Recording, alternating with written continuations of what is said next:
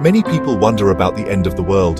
For Christians, this is a time of great hope. They believe that Jesus Christ will one day return to earth. This event is called the Second Coming.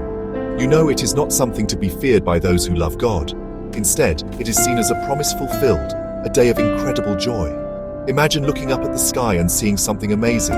This is the hope that lives in the hearts of many believers. They wait for this day with patience and faith, trusting in God's plan for all of humanity and creation itself. The Bible describes this return as a magnificent event. It will not be a secret. Everyone on earth will see it happen at the same time. The sky will open up and Jesus will appear, not as a humble baby in a manger, but as a glorious king. He will come with all the power and majesty of heaven. Angels will be with him, and the sound of trumpets will fill the air. It will be a sight more spectacular than any sunrise or storm we have ever witnessed. This moment will mark the end of the world as we know it, and the beginning of something entirely new and eternal. When Jesus returns, it will be a moment of truth for everyone. The world will be filled with a mix of feelings. Some people will feel great joy and relief, like a child running to their loving father after a long time apart. They have been waiting for this day their whole lives, and their hope is finally realized. Others might feel fear and regret. They may not be ready to meet their Creator. It is a moment that will change everything, for every person, forever. The arrival of the King is the start of the final judgment for all people who have ever lived. This event is the ultimate display of God's power and love. It shows that God has not forgotten the world He created. He is coming back to make things right, to end all suffering, and to bring His children home. For believers, this is the most beautiful promise of all. It is the final chapter in a long story of redemption and grace. The return of Jesus is not just an ending, it is a new beginning. It is the moment when God's kingdom finally comes to earth in its complete and perfect form, just as His followers have prayed for centuries. After Jesus returns, something incredible will happen. It is called the resurrection of the dead. Every person who has ever lived and died will be brought back to life. Their bodies will be raised from their graves, from the sea, or from wherever they rest. It does not matter how long they have been gone. God knows each person He created, and He will call them all by name. This great awakening includes everyone, from kings and queens to the simplest farmers. No one will be left out. It is a powerful reminder that every single life is important to God. Once everyone is alive again, the last judgment will begin. All people, both those who were just resurrected and those who were still alive when Jesus returned, will stand before God. Imagine a great shining throne. This is where Jesus, as the judge, will sit. It is a moment of total honesty. Nothing can be hidden. Every thought, every word, and every action from a person's life will be known. It is not a trial to find out what happened. God already knows everything.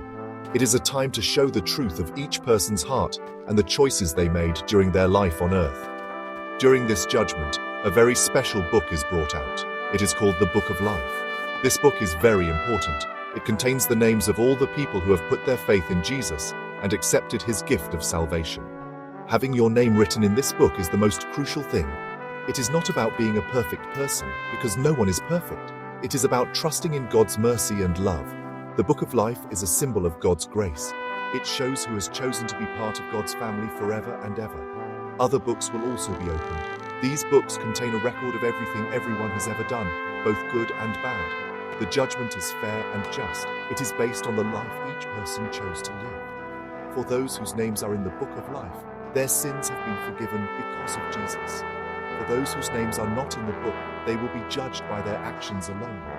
This is a serious and solemn time. It is the moment when each person's eternal destiny is decided based on their relationship with God.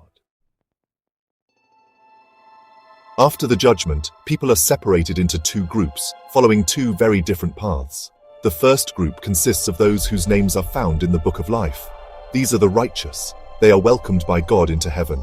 Heaven is described as a place of unimaginable beauty and peace. There is no more sadness, no more crying, and no more pain. It is a place where people will finally be with God forever. Imagine a beautiful city with streets of gold and gates made of pearl. A crystal clear river flows through it, and everything is filled with a warm, loving light. In heaven, people will receive new bodies. These bodies will be perfect and will never get sick, grow old, or die. They will be able to see their loved ones who also had faith in God. Most importantly, they will see God face to face. It is a place of endless joy, where people can worship God, learn from Him, and live in perfect harmony with everyone else. It is the ultimate home, a place of belonging and complete happiness. This is the reward for those who loved God and followed Him. It is the fulfillment of God's greatest promise to His children. The second group faces a very different destiny. These are the people whose names are not written in the book of life. They have rejected God's love and forgiveness throughout their lives. They are sent to a place called hell. The Bible describes hell as a place of great suffering and punishment. It is often pictured as a lake of fire, a place of eternal torment. This is not a place God wanted for anyone. He offers everyone the choice to follow Him. Hell is the consequence for those who choose to live a life separated from God. This place is the complete opposite of heaven. Where heaven is filled with God's loving presence, hell is defined by His absence. It is a place of darkness, regret, and loneliness. It represents an eternal separation from all that is good, joyful, and peaceful. The idea of hell is a difficult one, and it serves as a serious warning. It highlights the importance of the choices we make in this life.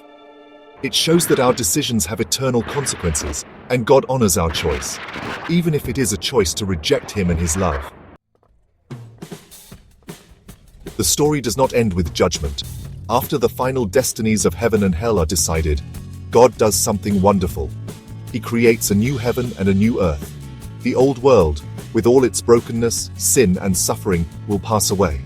It will be completely gone, like a bad dream that is forgotten in the morning.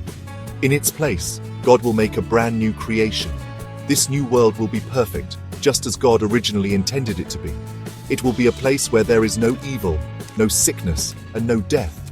This new earth will be the eternal home for God's people.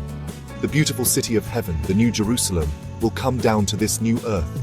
God Himself will live there with His people. This is the ultimate hope for Christians. It is not about escaping the world, but about God redeeming and restoring it. He will walk among them, and they will be His people. He will wipe away every tear from their eyes. The pain and struggles of the old life will be a distant memory, replaced by everlasting peace and joy in His presence. Life in this new world will be full of purpose and delight. People will live in perfect harmony with God, with each other, and with all of creation. There will be no more conflict, no more jealousy, and no more fear. It will be a world filled with love, creativity, and worship. Imagine a place where every relationship is perfect and every heart is full. This is the future that God has promised to those who love Him. It is a future worth waiting for, and it gives hope and strength for the challenges we face today. So the end of the story is not one of doom, but one of incredible hope. It is a story of God's great love for humanity. He provides a way for this beautiful vision gives believers a reason to live with faith, joy, and anticipation for the amazing things yet to come.